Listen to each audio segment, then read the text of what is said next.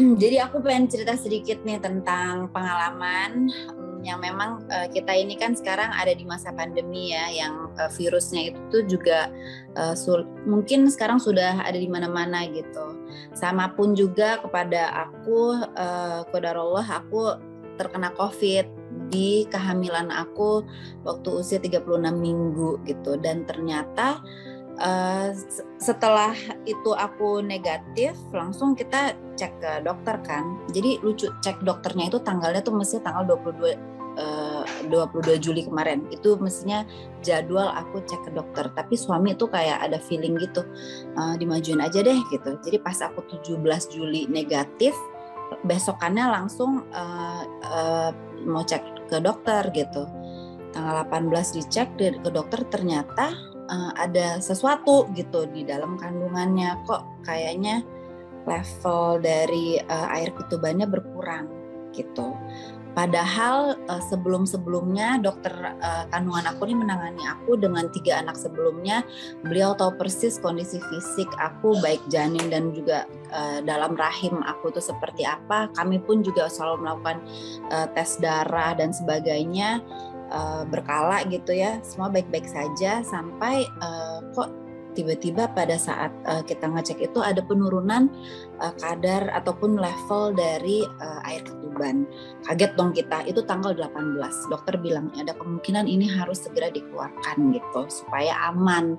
Karena nantinya kalau misalnya takutnya ada pengurangan atau penyusutan lagi gitu kan.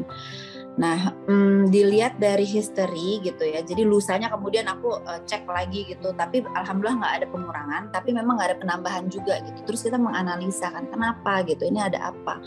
Karena kan nggak ada yang beda dari pola aku sebelumnya, semua vitamin semua.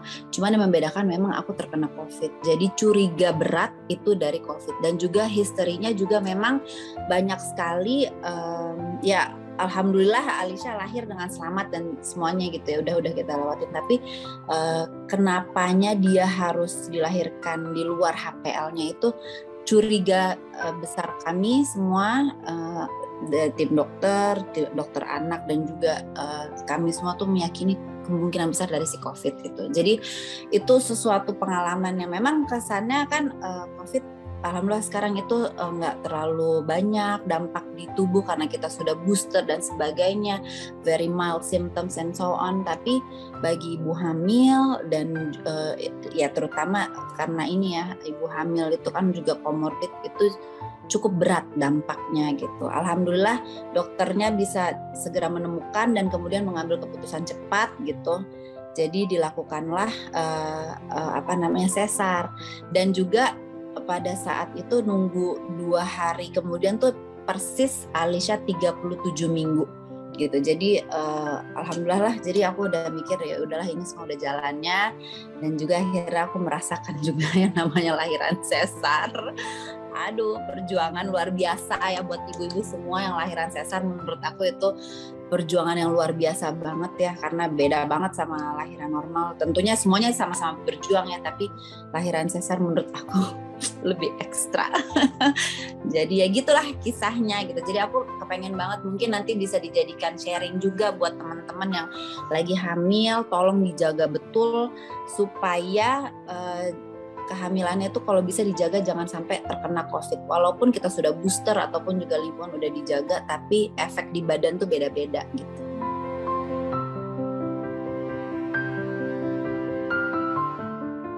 Iya, alhamdulillah suami aku tuh luar biasa banget ya, alhamdulillah.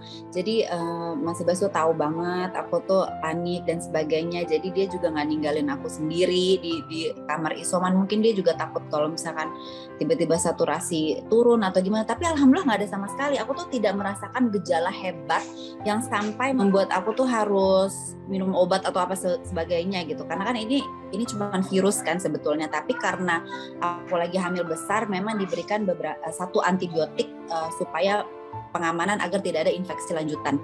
Terus kemudian sesudahnya ya memang aku dijaga betul sama suami.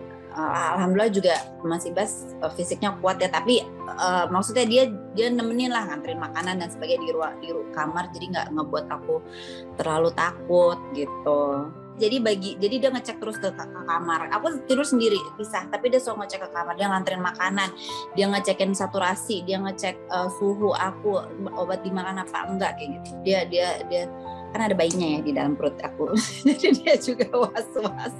Tapi alhamdulillah ya gitu, artinya aku juga dalam komunikasi sama dokter terus gitu, selama tidak ada gejala hebat yang aku rasain, aku coba untuk nggak panik, karena kan itu luar biasa panik ya. Tapi aku coba ngomong, aku juga komunikasi sama si baby gitu, kita lagi kena COVID, semoga kita nggak kenapa-napa ya, nak, kuat, kamu nggak apa-apa gitu dan sebagainya gitu. Jadi main mental sih, tapi ya lumayan harus kuat. Aku yakin yang lain juga pasti pernah merasakan yang ngerasain COVID, apalagi ini lagi berdua, aku artinya lagi dalam hamil gitu. Jadi kan aku harus lebih menjaga mental aku supaya nggak drop gitu. Kalau mental drop sama aja imun udah drop langsung gitu. 50% imun drop langsung kalau mental drop. Jadi yang pertama mental gitu. Jadi aku konsultasi juga kan sama dokter. Nah, karena kita ini kenanya jenis yang Omikron itu kita harus hitung gejala. Jadi bukan pada saat positifnya saja. Karena aku tuh bergejala katakanlah tanggal 7 Juli waktu itu ya. So aku langsung tahu kan badan aku ini something is wrong nih di dalam badan aku. Ini ada burning sama linu-linu gitu. Tapi aku nggak ada demam, aku nggak ada batuk pilek. Aku ada burning throat aja gitu. Rasanya tuh kayak kebakar gitu tenggorokan, nggak kayak biasanya. Terus aku swab antigen itu negatif terus. Tapi aku tahu ini sesuatu. Akhirnya aku catat emang di handphone aku. Ini tanggal 7 Juli aku ngerasain nggak enak badan. Swab terus besokannya masih negatif, tapi aku catat terus akhirnya tanggal berapa gitu, aku lupa, lusanya baru garis 2 gitu. Tapi aku udah tahu dari tanggal 7 tuh aku udah isoman, aku udah anak-anak jangan di sini, ini aku udah memisahkan diri. Karena kan kita satu unit keluarga besar kan, aku ada mertua aku ada ini, ada anak-anak, ada mama, papa dan sebagainya. Masih kita tuh deket gitu, sering ketemu. Jadi begitu ada yang bergejala, kita harus langsung sadar gitu dan juga memisahkan diri.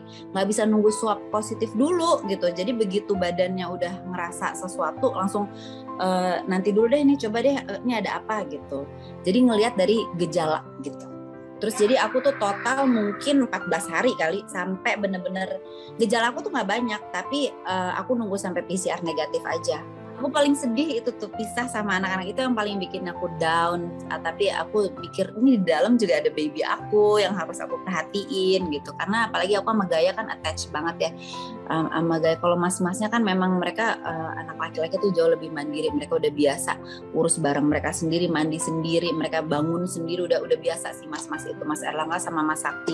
Mana juga kan mereka tidur sama mertua aku gitu. Jadi ya nggak jauh sih, tapi artinya kebiasaan mereka pun juga udah makan sendiri, udah segala macam itu udah sendiri. Yang masih attach kan melekat kan Gaya masih 4 tahun, jadi pas tidur pisah gitu. Terus udah gitu dia juga harus main sendirian gitu, aku ngintipin doang dari kamar. Itu rasa tuh madrek banget hati aku. Aduh, ini sekali lagi menurut aku COVID itu permainan mental ya kan. Mental kita harus kuat, terus anak kita pun juga harus kita latih kuat. Mereka harus ngejalanin hal-hal yang gak nyaman juga kan, seperti contohnya cuci hidung. Itu kan satu hal yang gak nyaman tapi prosedural yang sekarang ini mesti kita lewatin. Kenapa harus cuci hidung ya? Karena disinilah sarangnya si virus. Ayo kita harus cuci hidung, harus gargle, kumur-kumur segala macam. Anak umur 4 tahun udah harus kayak begitu kan. Tapi pemahaman itu kan harus dilewatin ya, karena masa pandemi ini gitu. Jadi ya aku harap memang selalu ada hikmahnya lah dari perjalanan ini. Jadi walaupun aku yang sakit, tapi semuanya juga ngejalanin baik isoman juga cuci hidung dan ini untuk kesehatan gitu. Jadi satu yang kena tapi dampaknya kemana-mana. Aku bersyukur juga semuanya kita lewatin sama-sama. Makanya kalau dilihat di Instagram video kemarin itu suami sampai dedicated banget bikinin video dan sebagainya, karena emang perjalanannya tuh mengharukan banget. Pertama, baby Alicia itu datang di luar ekspektasi kita. Kita tidak planning. Artinya aku selama 4 tahun itu selalu dalam kontrol ada IUD sama pil. Aku minum pil KB gitu ya. Tapi nggak tahu kenapa nih dia ternetralisir oleh apa. Aku nggak paham. Tiba-tiba dia menjebol gawang gitu ya. Jadi alhasil waktu itu kita lagi di Amerika kan, lagi nemenin bapak berobat gitu. Terus kemudian pulang-pulang dari sana itu baru tahu pulang-pulang dari sana gitu. Jadi ya alhamdulillah semuanya dari Allah gitu. Kami juga ngejalanin semuanya juga terasa cepet banget karena ya sambil menikmati, sambil juga ngerasa oh ini dikasih kesempatan sekali lagi hamil gitu. Setelah itu mungkin planning kita memang udah tutup pabrik gitu. Walaupun kita juga udah usaha waktu di kehamilan yang ketiga habis Gaya kita udah berusaha untuk tutup pabrik, tapi kata Allah belum gitu ya, masih dikasih satu lagi. Jadi ya udah setelah itu sambil sesar sambil betul-betul ini ada tindakan lagi untuk menutup pabrik gitu. Karena kayaknya turunan nenek aku 12 dari bapak aku, nenek aku dari mama 6. Jangan-jangan aku turunan banyak hamil ya. Jadi nanti daripada lebih baik, lebih sehat juga untuk aku dan keluarga untuk kita steril aja gitu. Jadi fokusnya sekarang bukan produksi anak tapi membesarkan anak, karena kan itu juga tanggung jawab yang besar ya gitu. Jadi gitu, alhamdulillah aku merasakan sesar, aku merasakan 3 kali lahiran normal gitu, dan semuanya menurut aku perjuangan yang luar biasa. Tapi memang kalau yang sesar itu aku kalau nggak ada suami aku mungkin udah tensi naik duluan, udah pingsan aku di meja operasi. Tapi aku juga nanya-nanya kan sama adik kandung aku sesar, kakak ipar aku dua-duanya sesar, sahabat-sahabat aku sesar. Jadi aku banyak nanya dan banyak dikasih support juga sama teman-teman terdekat aku, dikasih tahu persis nanti gini urutannya gini. Jadi itu bikin tenang juga sih. Jadi tahu apa-apaan aja urutannya gitu, dan bisa mempersiapkan mental gitu. Aku IUD itu cuma sebentar sebenarnya. Jadi aku nggak bisa terus-terusan karena perut aku bisa mengidentifikasi ada benda asing di tubuh. Jadi dia seperti kontraksi, dikeluarin kayak gitu. Tubuh perempuan tuh kompleks ya, ini buat para lelaki yang mau mengetahui. Itu perjuangan seorang istri itu baik itu sebelum kehamilan sampai masa kehamilan itu luar biasa. Siklus hormonal itu luar biasa. Tubuh pun juga berbeda-beda, baik itu bentuk rahim, bentuk dan sebagainya, reproduksi kita ya. Setiap manusia beda-beda. Nah, aku mungkin salah satu yang memang tubuhnya itu kalau ada benda asing dia mencoba mengeluarkan, karena dia betul-betul kontraksi hebat. Aku bisa full bleeding tuh sebulan lebih gitu ya. Terus akhirnya kata dokter jangan deh, kamu nggak cocok gitu. Aku udah coba 3 bulan, tapi aku coba lagi. Abis itu aku coba lagi dari jenis IUD T, aku ganti lagi yang bukan Moderna, apa sih, Morena ya namanya kalau nggak salah. Aku coba lagi, tapi ya seperti itu lagi. Jadi sepertinya sifat rahim aku memang mengetahui ada benda asing, dia mau akhirnya aku full dari sejak Gaya lahir pun juga aku sudah selalu pakai obat pil KB gitu.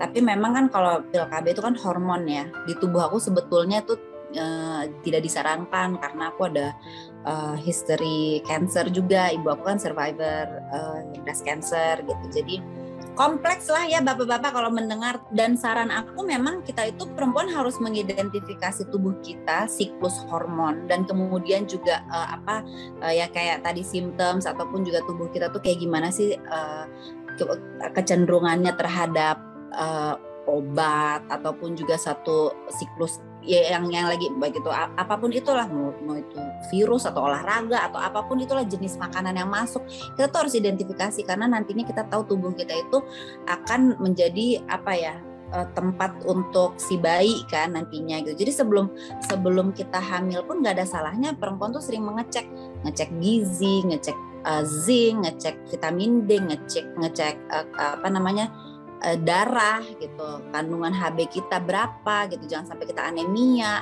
Hal-hal seperti itu tuh dicek aja karena itu semua nanti berpengaruh metabolisme dan juga hormon. Jadi memang walaupun kita kompleks, tapi kalau kita sudah biasakan dengan pola hidup dan juga pola makan yang sehat, itu tuh dengan sendirinya akan teratur gitu. Karena mau nggak mau pada saat kita hamil kan kita jadinya nyari makanan yang sehat. Tapi kalau misalkan emang dari sebelum itu udah kita lakukan pola itu, jadi nggak terlalu berat gitu.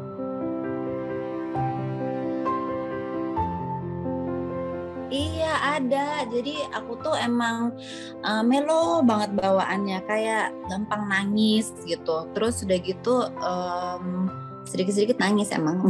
Jadi kayak gitu. Terus kayak gitu, dan juga bukan hanya perasaan yang emang beda, tapi emang keadaan juga beda ya. Biasanya kan kita dulu ada rumah ibu mertua aku yang aku panggil Memo gitu. Kita Memo tuh kalau misalkan dari aku atau Mbak Nisa yang lagi hamil excited banget gitu. Jadi sangat ngejaga. Terus udah gitu juga bikin jadwal jalan bareng keliling kompleks untuk persiapan lahiran gitu. Terus juga makanan juga Memo tuh sampai nanam daun katuk kalau misalkan aku udah mau lahiran tuh udah nanem gitu, supaya kita nanti nggak perlu beli lagi di pasar, karena hampir setiap hari menu makanan busui itu sayur katuk gitu kan.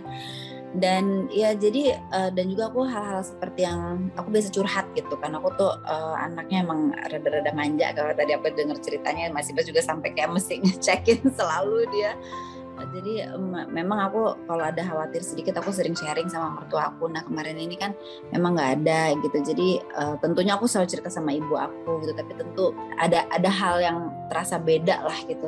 Fundamentally very different gitu. Tapi aku coba jalanin, dan juga aku komunikasi terus sama si bayi, sama si Alicia dari dalam perut gitu. Dulu itu aku ngomong aja, aku orang hobi ngomong ya, ajak ngomong aja terus gitu. Aku ceritain ini sambil kalau ngeliat foto video aku sedih, aku ngomong sama baby Alicia. Jadi aku yakin dia juga ngerasain sih dari dalam, tapi aku gak pengen dia kebawa melo gitu. Tapi this is emang part of our life, yang bagian juga life-nya Alicia nantinya, bahwa ya dulu dia punya seorang neneknya yang aku yakin kebatinan itu terus kuat gitu. Jadi gitu, itu sih yang aku kerasa beda banget. Dan juga keluarga aku juga semua pada ngerasa kayak gitu, melo banget. Tapi ya awalnya kan kita nggak tahu baby girl ya, terus tahu baby girl gitu, oh mungkin gitu kali ya kalau baby girl bawaannya kan agak gitu. Kalau aku ya pas kemarin gitu. Jadi itu sih. Tapi ya lainnya emang kalau aku beda-beda. Kalau kakak-kakaknya ada agak tomboy, tetap aktivitas, tetap ini kegiatan, suka tetap naik bus kegiatan untuk sosial dan sebagainya. Kalau sekarang karena pandemik juga, jadi terbatas sekali, nggak berani kemana-mana, nggak bisa kemana-mana juga, jadi ya gitu deh. Memang ada beda, tapi ya dinikmatin. Iya, jadi pas milih nama kan memang udah customnya kita nih di keluarga kita, kalau milih nama tuh dari suami atau nggak dari mama papa Memo Bepo gitu kan. Terus aku tuh pas lagi bulan puasa kemarin, kita biasa tadarusan hataman di sini kan, seluruh seisi rumah gitu sama Mas Ibas tuh kita lagi ngaji setiap habis subuh tuh kita ngaji 1 juz gitu. Terus udah gitu ketemu ada kata-katanya gitu, sebenarnya bukan exactly Alicia gitu, tapi aku diem dulu kan, misal kayak nggak berani ngomong gitu, takut terlalu cepat gitu, karena waktu itu masih berapa bulan gitu kan. Terus udah gitu pas banget suami juga kayak begitu, aku nemu kata-kata nama Alicia gitu, Alicia tapi pakai sod gitu pokoknya gitu. Terus aku juga bilang aku juga kepengen deh namanya kayak Erlangga, Alia, Ibas, Sakti, Gaya dicampur jadi Alicia gitu kan. Tapi sebenarnya namanya dapatnya dari pada saat kita mengaji itu. Terus ya gitu pas kita lihat Alicia namanya tuh memang nama Arab gitu ya, artinya yang selalu dalam lindungan Allah gitu. Tapi Mas Ibas punya elaborasinya sendiri gitu. Kalau nggak salah kayak ditulis ya di Instagramnya dia, aku juga nge-save sih, ada di notes itu. Terus kemudian kalau Pramaswari itu nama tengah yang diberikan dari Pepo gitu. Pepo memang ya itu dia custom di keluarga kami kan, selalu diberikan juga kan dari orang tua kami gitu. Pramaswari itu sebenarnya esensinya kita ingin merefleksikan sifat-sifatnya Memo dulu, yang kan Memo juga first lady, terus kemudian juga banyak sekali jasa dan juga karakternya Memo yang kita cintai gitu, dan kita harapkan itu juga nanti diwarisi oleh Alicia. Makanya nama Pramaswari itu diberikan sebagai nama tengah gitu. Aku juga suka sih namanya Pramaswari, jarang dengar, tapi pasti itu nama Indonesia banget kan, nama Indonesia banget gitu. Itu tuh mereka ya sebenarnya ya, kalau aku ceritain sedikit waktu kejadiannya itu pas kita lagi di Amerika. Jadi kan kalau di rumah gitu, lagi di Amerika itu kan kita kan sewa rumah terus lagi beberes, lagi rapi-rapi segala macem, pokoknya nonstop semua aku kasih tugas ya kan, semua punya chores pokoknya satu ini tiba-tiba si Erlangga duluan yang kayak, Mami mau punya adik lagi gitu. Satu Erlangga ngomong gitu, nyamber yang lain, we want baby kayak gitu. Si Gaya langsung, terus itu kayak doanya langsung dijabah kali, tembus ke langit. Terus udah gitu pulang dari Rochester itu aku ini hamil. Jadi mereka emang udah expected banget. Pada saat aku tahu hamil itu mereka kayak super excited banget. Tapi not knowing itu going to be boy or girl ya. Kayak terjadilah pembicaraan seru antara mereka bertiga itu. Si Gaya pengennya girl. Kalau Sakti maunya boy. Kalau Erlangga maunya girl juga biar sama, dia bilang 2 cewek 2 cowok jadinya gitu. Nah kalau aku kan ya apaan aja lah, udah gak mikir juga, kayak apaan aja lah, udah panik duluan, hamil tiba-tiba hamil gitu. Usia 35, aku umur 36, usia lahiran 36, 10 tahun yang lalu aku hamil Erlangga, 10 tahun kemudian ini aku hamil lagi, kayak masih panik banget gitu. Nah terus dari gitu alhasil ya udah pada saat tahu perempuan ya semuanya senang aja gitu, apalagi terutama si Gaya karena tahu dia mau punya adik perempuan. Jadi memang aku coba mengajak mereka dalam setiap step ataupun juga apa ya yang aku laluin gitu. Jadi baik itu dari perasaan ataupun juga keadaan sesungguhnya gitu, aku selalu ngajak mereka karena mereka juga part of the solution, mereka part of dari keadaan yang sekarang harus kita hadapin. Perubahan di aku, perubahan di mereka juga, dan aku harus very sensitif sama itu kan, karena setiap anak pasti punya respon yang berbeda-beda gitu. Jadi aku pun juga harus one on one sama Mas Erlangga, aku duduk ngobrol sama Mas Erlangga, Mas nanti kita punya adik baru kira-kira gimana, aku coba dalamin juga gimana sih sebenarnya acceptance-nya Mas Erlangga sama adiknya gitu, seperti apa sih ekspektasinya dia nantinya, perubahan-perubahan apa sih yang paling dia takutin gitu. Itu kan aku harus sensitif banget gitu kan, karena kan takutnya mereka excited tapi mereka nggak tahu bahwa nanti mami akan pasti sibuk dulu sama si baby, mami badannya akan berubah, mami nggak bisa dipeluk dari depan, hal-hal seperti itu kan mereka belum kebayang. Tapi aku step by step tuh aku coba komunikasikan sama mereka, dan one on one dulu sama anak-anak tuh penting banget gitu. Buat aku quality time nggak mesti 1 jam penuh ya, bisa 10 menit, bisa 5 menit gitu, tapi one on one sama mereka itu penting banget gitu. Dan menurut aku itu nggak bisa dilewatin, setiap harinya harus ada. Dan disitulah aku merasakan oh nih yang ini siap nih, yang ini begini, yang ini gini gitu.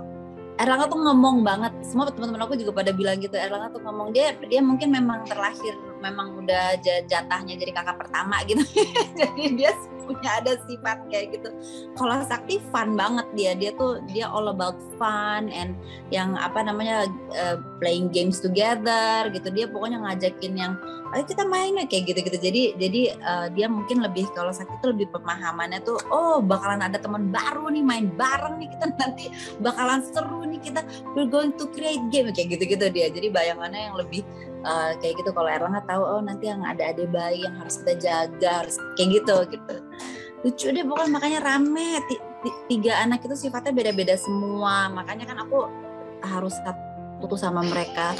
Terus aku juga tanya kira-kira gimana kalau misalnya punya adik tuh gimana, sama Gaya apalagi kita latihan dulu dari boneka, beli dulu boneka, karena kalau perempuan kan sifatnya beda ya, mereka lebih nurturing gitu kan, jadi udah lebih tahu kalau misalkan ada bayi itu nanti mesti disusui, mesti gitu. Tapi jadinya alhamdulillah Gaya sekarang pun dia juga bisa ngebantuin gitu, pada saat ganti diaper dia nyiapin kapasnya, siapin airnya, dia cek panas apa enggak kayak gitu. Jadi alhamdulillah sih seru banget. Ya kalau misalkan dari keluarga aku tuh memang aku kan 4 bersaudara juga ya, jadi kita tuh memang keluarga besar. Kalau ada keluarga Palembang Sumatera rata-rata memang rame gitu. Jadi pada saat tahu aku hamil gitu ya mereka alhamdulillah mendukung. Tapi sekali lagi karena usia aku itu kan 35 ke 36, terus April aku ulang tahun tuh ke 36 itu. Jadi memang betul-betul harus dijaga gitu. Nah itu yang diingetin sama orang tua. Baik Beppo pun juga bilang jangan kecapean gitu. Terus kalau misalkan aku lagi melo gitu, kan tahu kan kalau misalkan lagi melo gitu nanti babynya ngerasa, jangan sedih-sedih kayak gitu. Jadi harus tetap cheer up dan sebagainya, tetap harus kegiatan kayak gitu, itu yang diingetin. Tapi memang fisik sih lebih banyak, supaya dia itu jangan sampai sakit, jangan sampai kecapean. Itu yang dijaga betul sama orang tua. Dan ini kebetulan ibu aku juga ada di sini. Kita tuh selalu memang kebiasaan setiap kali abis lahiran ataupun juga dalam mengurus anak tuh ibu aku tuh pasti selalu ada gitu. Dulu kan Memo gitu, mertua aku yang selalu ada jagain, apalagi pada saat masa-masa belum puput puser tuh ditungguin banget tuh sama mereka tuh. Nah ini sama pun juga kayak gitu. Jadi pendampingan orang tua tuh alhamdulillah sampai sekarang masih ada, dalam artian ya untuk ngedoain gitu, ngejagain gitu. Terus gantian kan, kita kan pada saat baru lahiran kan capek ya. Tapi karena aku anaknya yang kakak-kakaknya juga lagi pada mulai offline, transisi dari online ke offline, kan aku harus atentif juga kan, harus nemenin, bantu siapin. Aku nggak bisa terlalu ngejagain si babynya full, karena pada saat dia tidur kan bisa aku tinggal. Nah di situ ibu aku ada, jadi sama babynya tidur gitu, ibu aku selalu nemenin. Terus aku sambil bareng sama kakak-kakaknya ngajarin dan juga nyiapin pelajaran besok dan sebagainya gitu. Jadi sangat penting adanya bantuan dan perhatian dari orang tua, karena itu akan menjadi mental support buat kita yang secara fisik sebenarnya badan kita tuh capek gitu, secara mental apalagi, dan memang hormon ngebawa itu ya, karena pada saat baru lahiran kan kita kayak kebelah dua gitu, segala macam pikiran tuh ada, kurang tidur, capek, dan juga panik kenapa, cukukan kenapa, yang pasti ada kayak gitunya gitu. Tapi dengan ada perhatian dan juga kehadiran orang tua, itu akan sangat ngebantu, dan aku ngerasa kebantu banget.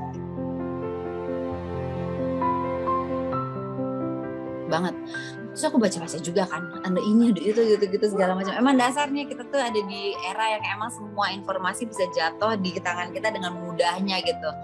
Terus aku tanya dong sama dokter kan, si dokter bilang, ya udahlah kamu jangan khawatir kayak gitu-gitu. Sekarang tuh ada banyak juga yang saya lahiran tuh jauh lebih tua dari kamu, ada yang 46 tahun masih lahiran, masih fine-fine aja. Saya baru bantu ada pasien saya umur 41 tahun. Jadi hal-hal kayak gitu tuh nggak necessarily bind kita akan kenapa-napa, enggak juga. Selama ya tadi aku bilang tadi, kalau kita sudah biasa pola hidup sehat, makan sehat dari sebelum kita pun hamil, hal-hal kayak gitu tuh jadi selain udah menjadi pola hidup, kita pun juga sel-sel tubuh kita di dalam tuh juga sehat. Nah memang kita tuh sebagai perempuan untuk menjaga kita mau jadi ibu tuh persiapannya nggak bisa cuma pas lagi udah nikah gitu. Memang harus sebelum nikah. Kalau bisa pada saat SMA, bahkan kita udah sering cek darah, kita ya itu dia tadi kadar darah, anemia, ataupun juga zat besi kita harus cukup. Terus kemudian gizi kita pun juga terpenuhi. Karena pada saat kita ada di level itu pun usia tuh insya Allah nggak akan jadi masalah gitu, nggak akan terlalu jadi membahayakan, kehamilan yang beresiko dan sebagainya gitu, karena kita juga udah biasa dengan pola hidup, pola makan yang juga sehat gitu, nggak bikin bengkak, nggak tetap olahraga, jalan juga nggak kesakitan, nggak sakit pinggang dan sebagainya. Kadang-kadang anak hamil pasti ada aja kayak gitu, tapi memang aku tuh usia ini beda di tulang, kayak kerasa lebih sakit pinggang gitu dibandingin yang dulu kayak aku bisa lebih tahan gitu. Tapi ya namanya ada perbedaan usia, tapi dengan kita jaga pola makan, pola hidup sehat, insya Allah itu nggak terlalu bermasalah lah gitu. Oke, sekarang nih aku ngerasa recovery aku lama banget gitu. Ini kan udah 2 minggu, alhamdulillah hari ini persis 2 minggu aku melahirkan baby Alisha gitu. Tapi udah lepas perban sih, mungkin juga ini kan karena sesar, jadi memang masih ada kayak cikit gitu. Ada kayak tek gitu si bagian lukanya gitu. Recovery, kalau dulu kan lahiran besok kan udah bisa langsung mandi, jalan segala macam gitu.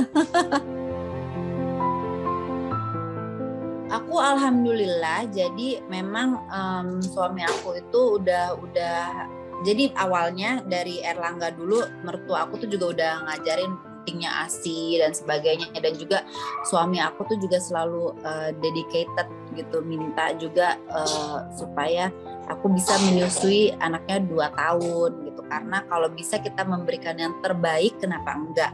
ASI adalah air susu yang terbaik untuk anak kita gitu. Jadi aku dengan mindset memberikan yang terbaik itu, aku coba gimana caranya supaya ASI aku tuh bisa lancar gitu, dan aku tuh mengidentifikasi apa sih yang ngebikin ASI aku lancar gitu. Setiap anak aku temuin polanya, kayaknya kalau buat diri aku tuh berarti tidur tidur yang cukup. Dengan tidur yang cukup sama air putih itu akan produksi ASI.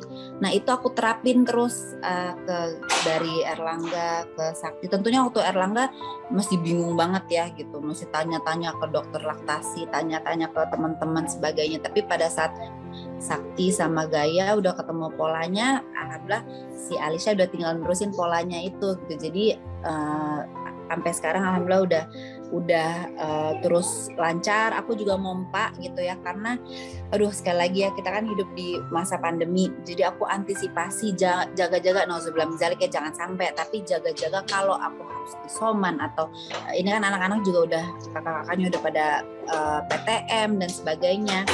Jadi memang harus ada stok ASIP yang kita dedikasikan untuk si bayi kalau misalkan kenapa-kenapa kita harus isoman gitu. Ini kan kita harus berpikir planning juga kan, supaya aman buat si bayi, aman juga buat si ibu gitu. Jadi aku juga sambil nyetok ASI gitu, ASI kulkas sama ASI freezer.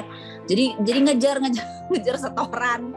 Kalau dulu agak santai karena kan mikirnya ya bisa anytime gitu. Anak kalau kita pergi kegiatan bisa ikut. Kalau sekarang kan belum tentu bisa ikut karena pandemi dan sebagainya. Usia di bawah 6 tahun belum bisa vaksin. Jadi harus kita jaga. Sedangkan mungkin melihat jadwal ke depan, bulan-bulan dan tahun ke depan ada kegiatan-kegiatan lagi yang mungkin aku harus mendampingi suami dan sebagainya. Artinya aku harus antisipasi supaya stok buat si baby ada gitu dan juga tetap bagus terjaga.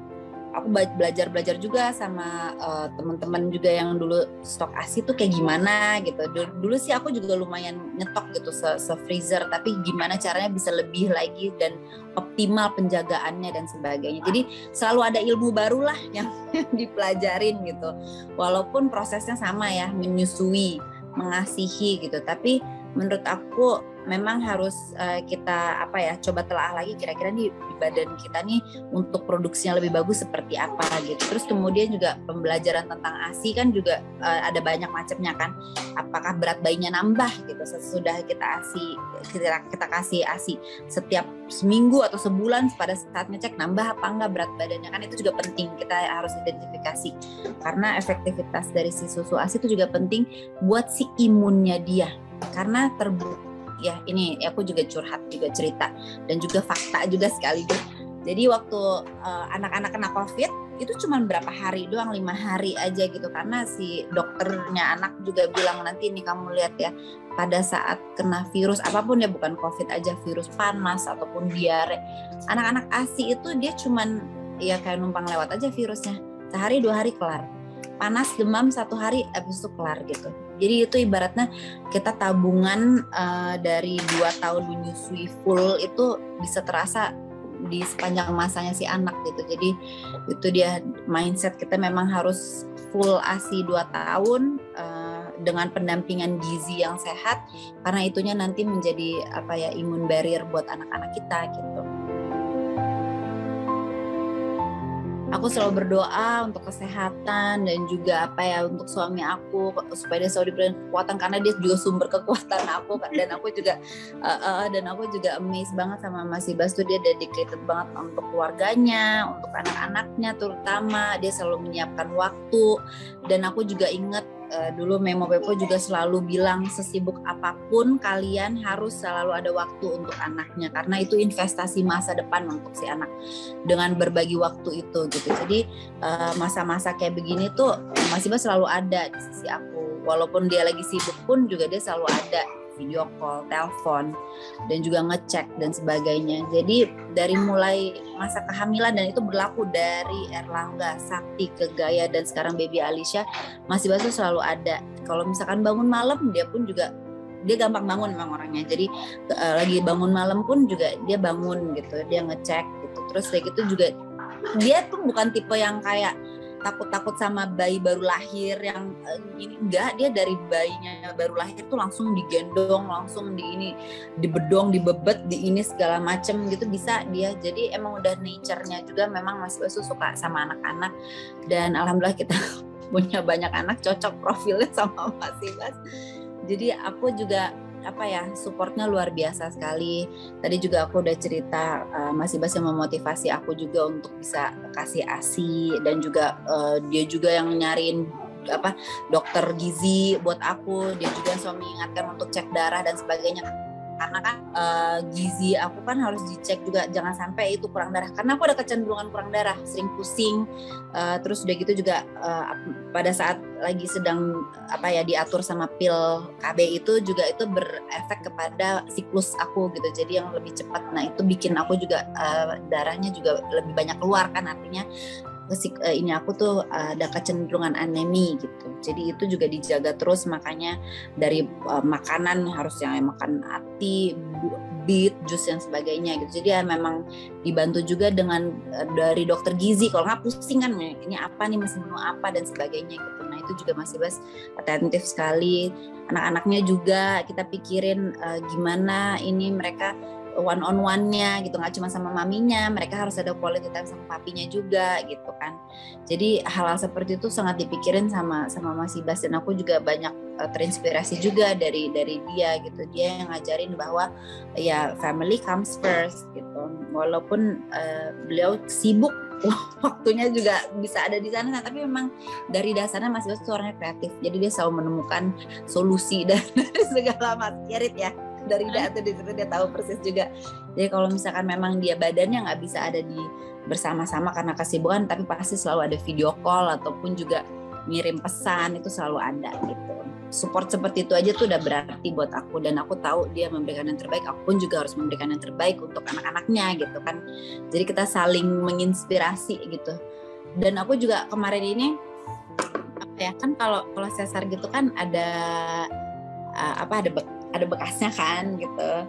Aku awalnya kan kaget gitu, masih tahu muka aku kaget, dokter juga kaget, nggak apa-apa ini nanti hilang gitu. Terus aku bilang gitu, iya ya dok ya hilang gitu. Sampai rumah tuh aku masih diem aja, terus aku dibilangin sama Mas Ibas gitu, itu nggak apa-apa mami, anak 4 pasti ada bekasnya, itu udah cindera mata, anggap aja itu tanda gitu.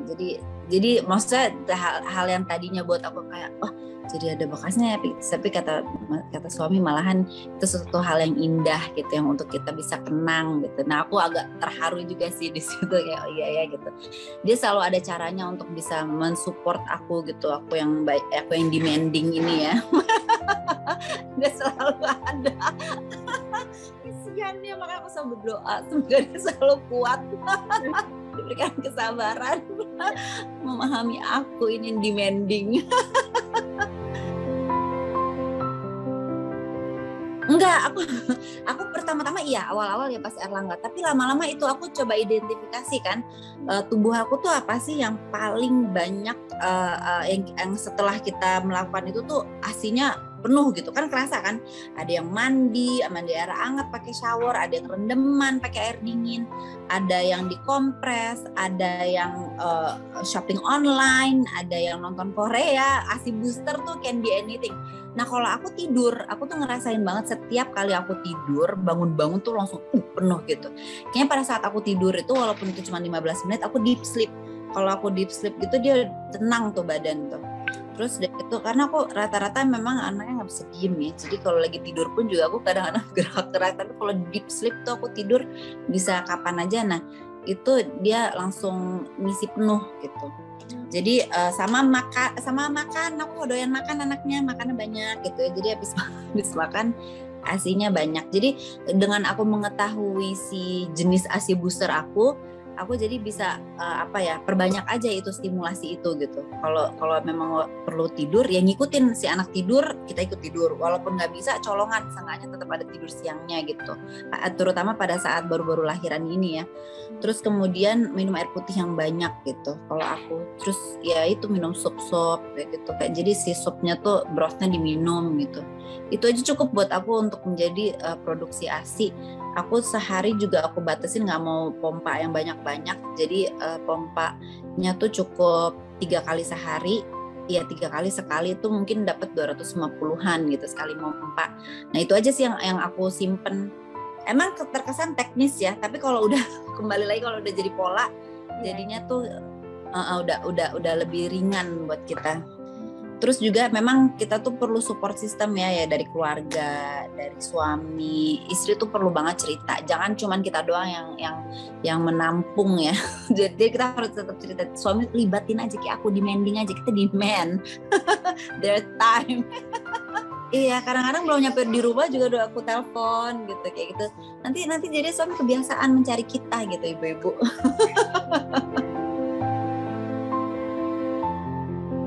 Pokoknya kalau buat kita ibu-ibu, masa-masa 2 tahun mengasihi ini adalah masa-masa yang sangat penting untuk kehidupan anak kita nantinya.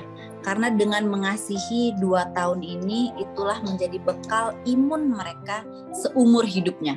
Gitu. Jadi selama 2 tahun itu sangat cepat terlewati dengan begitu cepat gitu, karena setelah kita lewat dari masa-masa 2 tahun ini, tiba-tiba anak-anak udah jalan pergi aja gitu, udah pergi sekolah, udah nggak nempel lagi sama kita, udah nggak nyari lagi sama kita gitu. Jadi masa-masa 2 tahun kita mengasihi ini, memberikan ASI ini menjadi sangat berharga luar biasa, nggak hanya bagi kita tapi juga bagi si anak.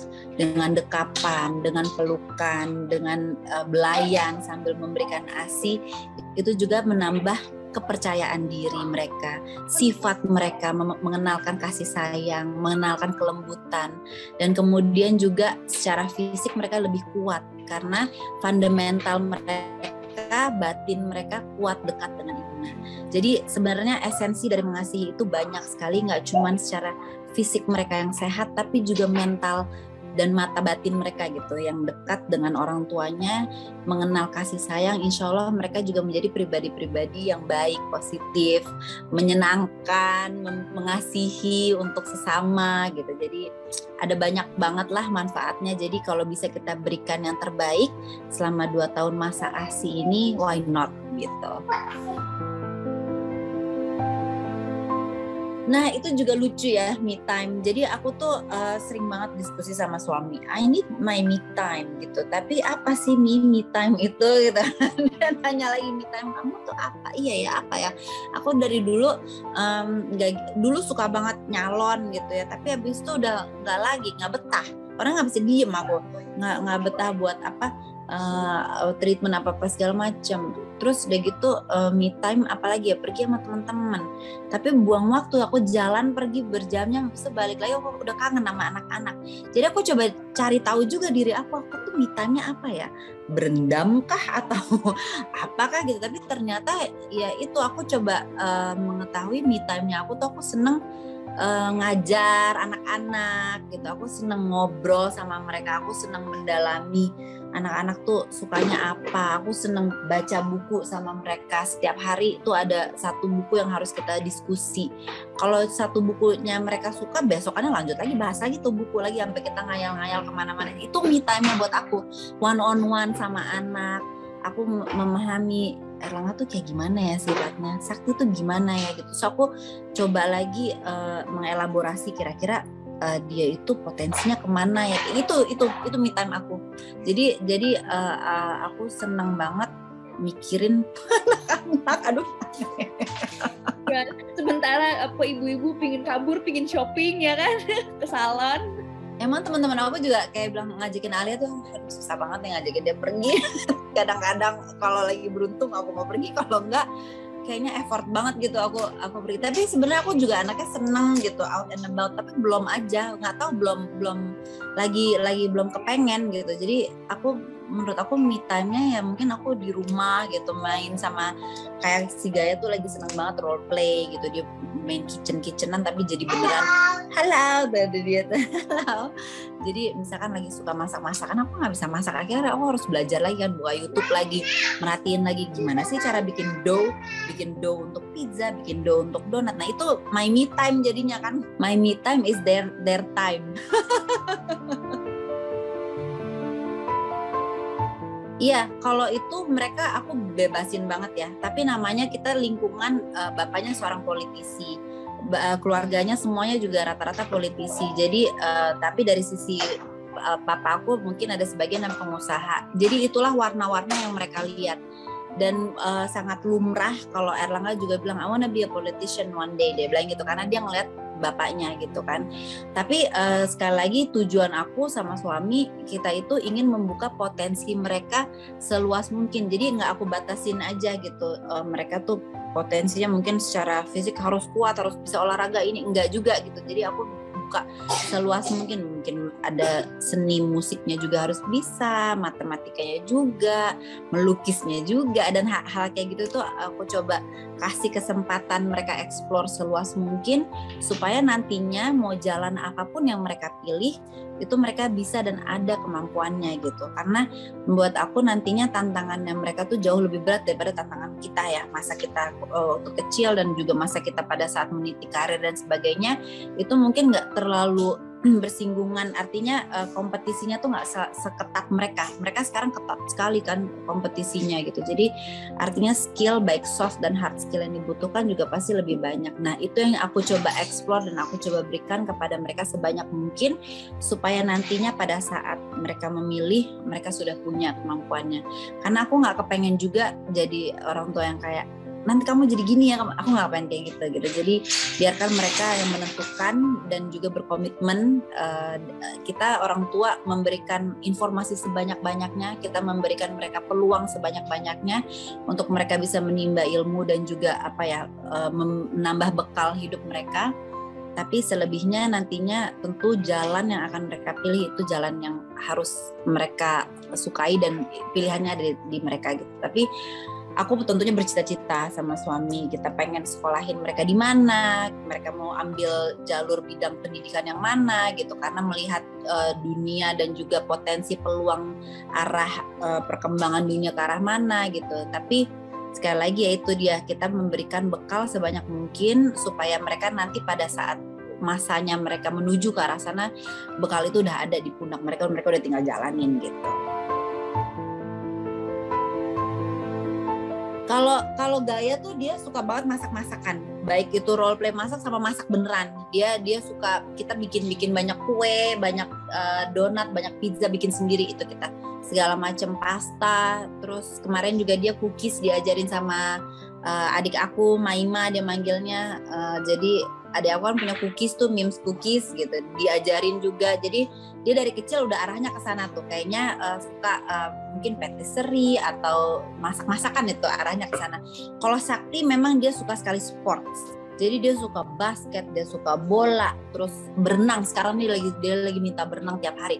Memang jadi Sakti arahnya ke sana. Tapi aku belum bisa menentukan nih dia maunya kemana, karena kayak kemarin waktu kita pergi-pergi itu dia banyak banget. Oh nanti Sakti mau jadi pemain bola, Sakti nanti mau jadi pemain basket, masih kayak gitu, dia masih berubah-berubah. Nah kalau Erlangga memang dia itu suka sekali sama, dia sering ngeliat kan, sering lihat bapaknya. Kalau misalkan habis kunjungan gitu, kita suka kasih lihat video, dan juga ini papi kemarin habis kayak gini gitu kan. Di sosial medianya Mas Ibas kan aktif juga kan, suka ada liputan-liputan kegiatannya, itu suka kita kasih lihat, ataupun juga memang kelihatan karena nontonnya di sini bareng gitu. Terus kayak gitu, itu mungkin jadi inspirasi ya buat Erlangga, karena dia sering banget bilang I wanna be a politician gitu. Tapi itu bukan titipan maminya ya, biar dia mereka sendiri gitu. Iya, aku tuh masih merasa aku masih perlu belajar juga sih dalam hal ini, karena kan usia pernikahan kita memang bisa dikatakan udah nggak muda lagi, tapi juga itu masih muda gitu, masih panjang insya Allah jenjang pernikahan kita gitu. Tapi aku tuh sama dia dekat banget, dalam artian he's my best friend. Dia juga orang yang aku menanyakan segala macam persoalan tuh ke dia gitu. Aku nggak pernah, buat aku tuh komunikasi sama Mas Bas tuh terbuka banget gitu. Sampai aku diem aja pun dia udah bisa baca. Jarak aku sama dia jauh ya, 6 tahun. Jadi kalau aku main drama juga nggak kena, karena buat dia kayak udah lama sih ini gitu. Jadi dia sangat bisa paham betul sifat aku kayak gimana, yang bikin aku juga jadinya nyaman gitu. Jadi aku rasa mungkin kuncinya tuh komunikasi ya, karena aku sama Mas Ibas tuh terbuka banget gitu. Kita komunikatif banget. Bahkan ya itu dia tadi, kalaupun memang dia nggak ada di samping aku, kita tetap WA-an dan juga komunikasi gitu. Yang di sekeliling kita juga mungkin tahu ya, kayak contohnya nih Rida kan bareng, dia tahu banget gitu kita komunikasinya sedekat apa. Dan juga ya sebisa mungkin memang one on one itu nggak cuman sama anak doang tapi sama suami gitu. Jadi selalu ada waktu walaupun itu sehari gitu ya, one on one gitu, yang kayak gimana high and low, what's your high, what's your low, gimana tadi apa yang cerita aja. Dan tadi kan aku juga udah sedikit bilang ya aku agak demanding, jadi aku pasti kan kayak kebayangan itu suka nelpon nanya gimana apa kayak gitu tuh. Jadi mungkin aku coba jaga banget komunikasi sampai dia tuh emang kebiasaan ngedenger aku gitu. Kalau nggak ada suaraku hilang dikit, mana nih Alia nih gitu. Jadi dia dicariin.